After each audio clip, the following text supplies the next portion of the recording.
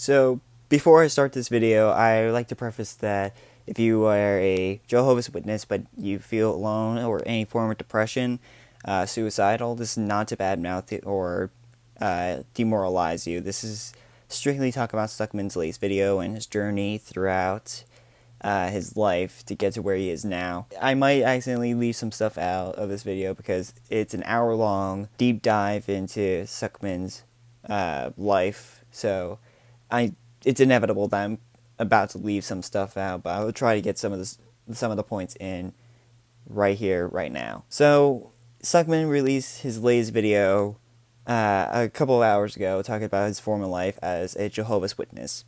Now, he talked about this before in a tweet he made a few days ago, as well as in an interview, which kind of instigated him to make this video on Double Toasted's channel. And so, by doing that, he pressured himself to make a video explaining his life leading up to this point and how much he really didn't like that life. Pretty much, if you don't know what a Jehovah's Witness is pretty much people that are trying to live a sinless life so they can live in a very paradise life after death, after Armageddon.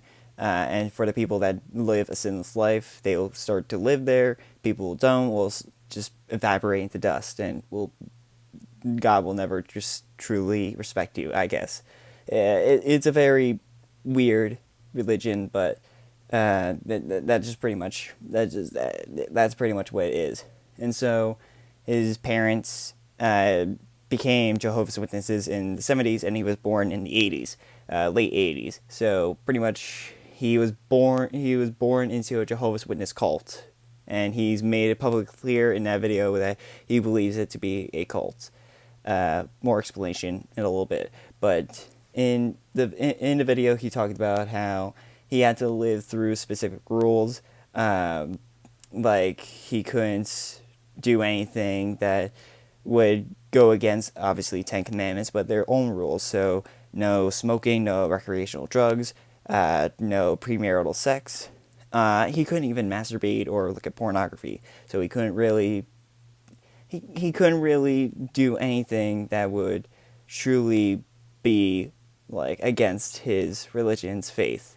So he lived a very strict life. He had rules to live by, and so as life went on, he started to notice that this religion was truly damning to his life, and how many things truly are above and beyond wrong, especially since he wanted to pursue a career in film.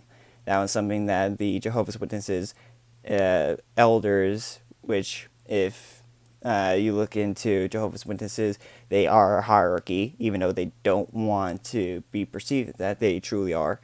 They have elders, which is pretty much the highest point. And so when he started making films, he was brought into these meetings with elders. And so he explains that that's the most terrifying thing for a Jehovah's Witness member. It means either something that he likes is going to be taken away from him, like a form of media or a form of clothing, or something that just was against his religion's rules. Like he couldn't be wearing something like he said he was wearing a Michael Jackson shirt, and so people in his faith were just like very confused, and so his elders brought him in, talked about it, and he couldn't wear or listen to Michael Jackson from that point on. The other thing is he would be reprimanded, and he had to live a few months without some things, and so he would be pretty much brought down a peg. And so throughout his few years, he's done a few things that brought him into these meetings. The biggest thing for him was his YouTube channel. If you've watched his videos for a good while, or you know anything about him, you know this is not the first channel he's had on YouTube. He had a previous channel that he made back in 2009 that, if you notice, isn't really there anymore. That's because he was starting to review films that were against Jehovah's Witnesses laws. Like, it had sex, or it was very violent, or they curse a lot. If it was rated R or even PG-13 unrated or something like that, that's fully against their religion. And so they brought him into one of those meetings, and he pretty much had to take down his channel. And so he made a video explaining it, but not really. He was very vague on why he had to delete his channel, and then we realized that this decision was due to the fact that the Jehovah's Witness just didn't like his channel. So 6 months passed, and he went through a form of depression that really it just truly crushed me.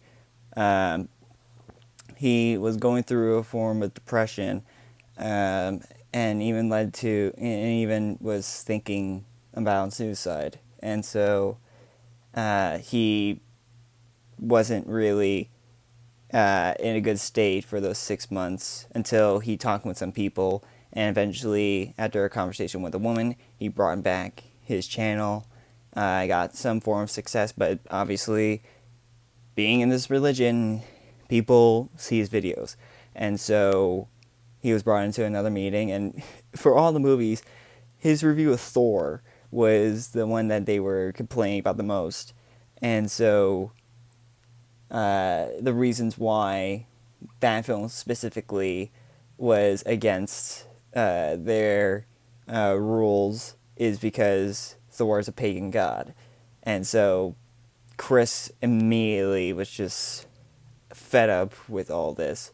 He even explained that there was a person there who's already seen the movie that he wanted to hear their opinion for, and there was nothing. He couldn't say anything.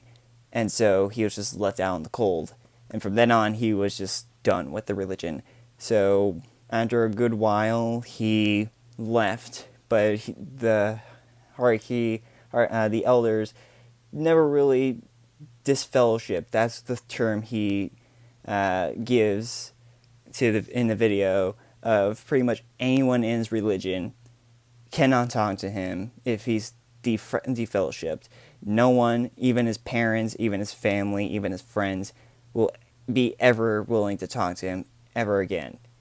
There's other things he brought up, like being marked, which is pretty much being disfellowshipped, except to a lesser degree. Like he cannot be spoken to unless he's in a specific place, like in their church, and it's no telling that when he will be officially unmarked. So it's scarier in some way, but he officially left, and it was a breath of fresh air to him. But he also pretty much had to restart his life from scratch. Like he had to grow into being more social, which is something he never really had as a child. Like all the people that he went to school with bullied him.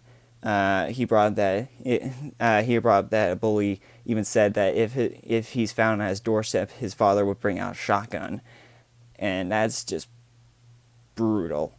But I think the one that hit me the most is that because he's in that religion, he cannot celebrate Christmas, Halloween, or even his birthday. And what's worse is that he never had it until 24 years old. And when he got his first Christmas present, he was absolutely terrified. Going on with the video, he brought up that he's in a better place than ever. He's found friends. He's found a channel that he can truly pursue a big amount of success to. And he's now making films. He's now writing out scripts. But the point of the video that made me truly empathize with Chris the most is the final few minutes. He didn't really want to get into this, but he even said that if this video is already going to be sent out to Jehovah's Witnesses already, and his life with them, including his family, is pretty much over, he'd rather get this out of the open already. And he let it slide for a few years, but he's revealed that he was pansexual. He is still pansexual. And I couldn't be more happier for him. I'm genuinely proud that he's able to bring this to light And the thing is, with me, I've watched this guy for about 4 to 5 years. I watched many of his reviews. He's the one I trust the most when it comes to watching movies, any kind of movie, even if it's a big blockbuster. I want to hear his opinion first. I never knew anything about this. There was no signs of it, and he kept this a good secret for a while, mostly because his religion was also very much homophobic or transphobic. They're pretty much anything that has to do with a phobic. It's absolutely terrible. And so he perceived himself as straight for a long time until recently. And so he came out as pansexual, and he even talked about his wife, who was also not fully straight. She was demi-pansexual. If you don't know what it is, look it up. I'll probably muck it up if I explain it. But he's been eternalizing this for so long that I couldn't possibly be more happier than I am now. I'm proud. I really am. So, bottom line is, thank you, Chris. This is both a very educational video for people who don't really know specifically what a Jehovah's Witness member is like, or what it's like to be in a Jehovah's Witness pretty much cult. And it's just something that I wouldn't even imagine what it's like to come out with. Not many people I know can truly say that they've, for one, been a part of this religion, let alone come out with such detailed explanations of how it's affected their lives. So, Chris, if you're somehow watching this video, I truly, and to the bottom of my heart, thank you for this. You've always been an inspiration to me for so long now. If it wasn't for you, I wouldn't have nearly been able to think of film in a different light. I wouldn't have found my hopeful occupation. I'm in college and I'm majoring in film production because I looked at your videos and it made me truly want to create content that could both entertain people, educate people, as well as educate me. This just truly thank you, Chris. It truly means a lot. And if somehow this could help people grow, I think that's a win in my book. So that's the end of the video. Call me a simp all you want, people. I just like good creators. I like good people, and Chris is just a good good person, people. So, thank you guys. And it's weird being in front of the camera after not being in the camera for so long, but trust me, I'll get back to making parody-based or funny videos soon. But this is just something I just want to talk about. So, I'll see you later, guys. Take care.